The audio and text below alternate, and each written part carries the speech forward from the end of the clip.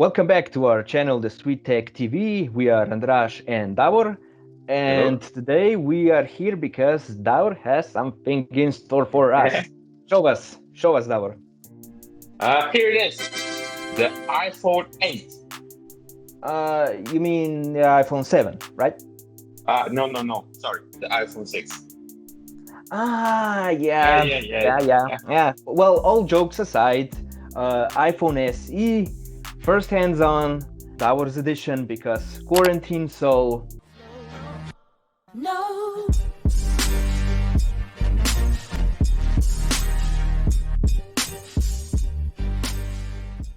Okay, so let's start with the design.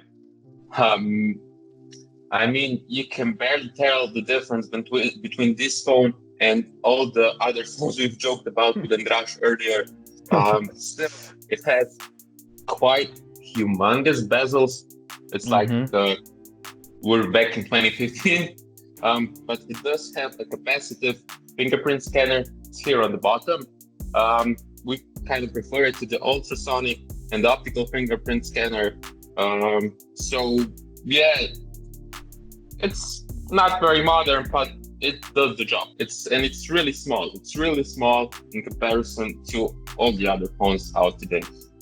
Yeah, and that was actually the next thing gonna ask you. Is it comfortable to use? The first question, and second, when we talked in the past, like we discussed that some people said like, oh, the iPhone 10R is like it feels like a toy. It's not very premium to these Apple standards of quality. How do you feel about this phone? Does it invoke similar feelings for you?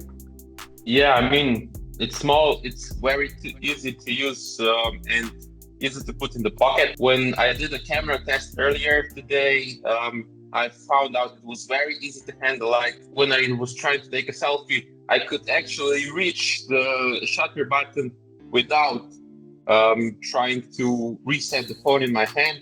That's But nice.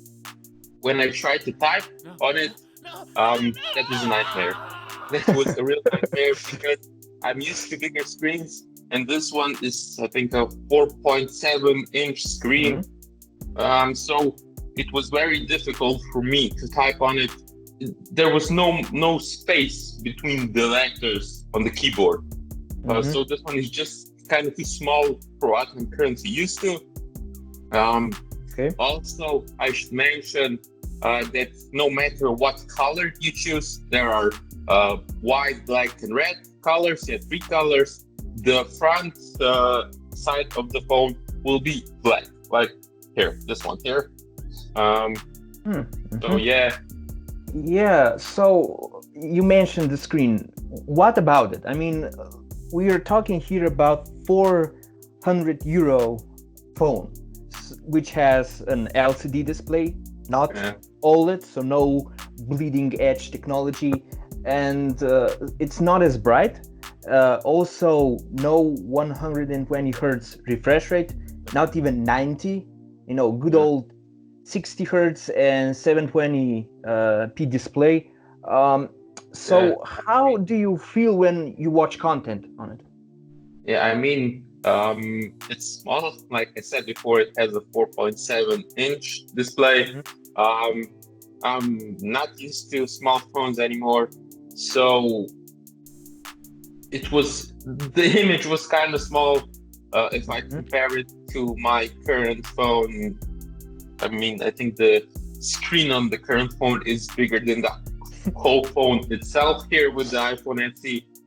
But when I tried to watch some videos, listen to some music, I was very impressed with the speakers. I mean, the speakers are awesome. I didn't expect the quality of the sound for this kind of price. It was like so loud. There were stereo speakers. I tried putting my hand on both sides of the phone to see if the sound comes out muffled. And still, it was quite strong from the other side, even from the top of the phone or from the bottom of the phone. So, and the design on the back side is also kind of similar now to the 11 lineup, but it also only has one lens. It only has one camera lens, and the Apple logo is more to the center, like on the 11 lineup. So we see the unified design on the whole line. You talked about backside. We should probably also mention here that it's made of glass, which allows wireless charging.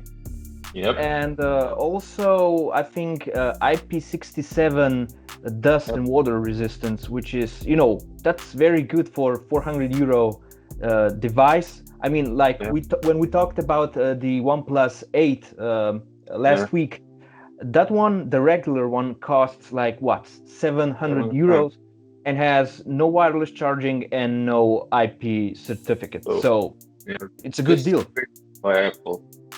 And now, if we move on to the internals, the internals on this phone are just bonkers. The chip that's in the 11 lineup, A13 Bionic, is in here. So, which is, I think, objectively even the fastest chip currently in the mobile phone industry. So this phone is super fast, no lagging, no glitching. It gets the job done. It also has 3 gigabytes of RAM, which is quite good because iOS doesn't need much RAM to run. I mean, that's basically what the average consumer wants. Like, they want to just unbox their phones and just go and use them without hustle.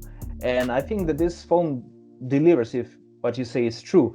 It just it's just kind of funny to me, like, putting A13 Bionic in iPhone SE is like, putting a Ferrari engine inside Mini Cooper. It's like similar comparison, it's overkill. Yeah, I mean, the internals show on the camera. I mean, the camera is quite good, man. We will show you a couple of the pictures I took today. Well, I was gonna ask because the Pixel 3a, like this cheaper version of Pixel 3, really set the bar high because of its one camera, and it makes beautiful photos. So I was really wondering, how does the iPhone SE stack in that comparison? Well, you can see here in the pictures here in the video, like the color reproduction is good. The colors are natural, like we talked in our first video. They're beautiful. Has natural colors. It's not as vivid as on Samsung probably, but still the HDR, the high dynamic range is good. The clouds are quite sharp. Yeah, also nice subject separation on the selfie or portrait. Yeah, because like the normal selfie is great. The HDR is a little bit worse than on the 11 lineup, but still, I think for the price point, the cameras are good, and the portrait selfie looks okay. Then this is a picture I tried taking to check the HDR. I turned it directly into the sunlight. I mean, the sun is actually quite handled quite good, but all the other picture is kind of dark. Yeah, so, and I can also see a little bit of distortion, slight distortion, but it's fine. I mean, no objections. And this is the max digital zoom. I don't know what the max digital zoom is. It's it's 5 times digital zoom, so it's half less than on the iPhone 11 lineup. And I also forgot to take a low light shot, so we won't talk about it here. I'll just put it in the video here, so you can judge it for yourself. The quality of it, and it also, like I said, it only has the one lens, and no ultra wide, no telephoto, and also no portrait mode for non-human objects. Yeah, so I guess no portrait mode for cat and dog lovers, huh? No. Which is kind of funny, because probably the reason why Apple didn't want to overspec the SE is because it would probably cannibalize the sales of the iPhone XR and also the regular iPhone 11. I suppose that's my explanation for it. Yeah, probably. Yeah, probably that's a good explanation. And that brings us to another specification that Apple didn't overspec the battery. It's under 2,000 milliamp hours. It doesn't support fast charging, but the battery is small, but who even cares? It's small and it charges up pretty quickly. Yeah, and you also had the SE for a couple of days now, and I'm just wondering what is like day-to-day usage in terms of battery? Not great, not terrible. It's okay. I didn't use just this phone. It was my secondary phone just to test it out and to see how it works. So the battery seems okay for the time being. It is the first impression. And it also has a smaller screen, so the battery doesn't drain as fast. Yeah, well, so we kind of established that this is not a phone for tech enthusiasts.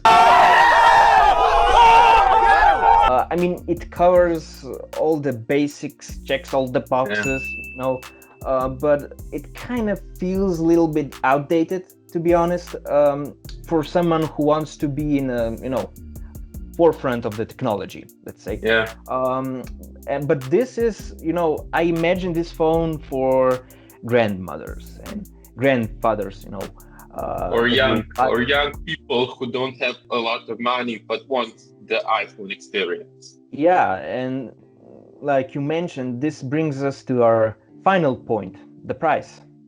Yeah, the price currently on the SE model, the 64 gigabyte model, is around 500 euros retail price, and you can even get it less if you sign a contract at some mobile carriers like A1, Telecom, and other carriers.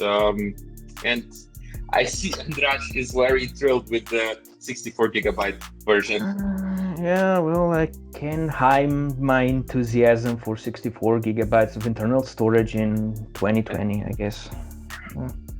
I guess that's right, but still, overall, it feels like a good phone for the price. Good internals, outdated design kinda, but I wouldn't complain that because the price is still very good. Yeah. The main thing I was missing when I was doing my first impressions is the ultra wide lens. I'm so used to it now that I probably wouldn't be able to use or take photos without it. So that's kind of a deal breaker for me, but still, in many other ways, this is the phone that's better than most other phones at this price point. So good job, Apple. Yeah. Also, if you are interested in the Plus version of the SE, we have some good news and some bad news. Good news is it is in the making. The bad news is that you're gonna wait quite some time for it, like March in the earliest or even later. So, and also it won't run on the A14 chip at the time, instead on this year's A13 chip. So consider it. Do you wanna spend money on that, or you're gonna just wait for the price drop of the this year's 10 hours, or I can say regular 12? Yeah, good point. So I hope you liked the video. I hope you got some of the information you wanted about the phone. If you liked the video, please like, subscribe, comment, and also ding the notification bell next to the subscribe icon. And like us on Facebook, follow us on Instagram, and thank you for watching. Yeah, and also tell us in the comment section, do you think that the price for the SE is fair? Are you gonna wait for the Plus version? And also quick update, this quarantine situation is still going on. We both hope that you're safe and in good spirit, but we kind of hope that this will resolve in the near future so that we can bring you the proper hands-on and reviews. So not only over Skype. Yeah. yeah, so stay tuned. Okay. See you in the next video. Bye. Goodbye.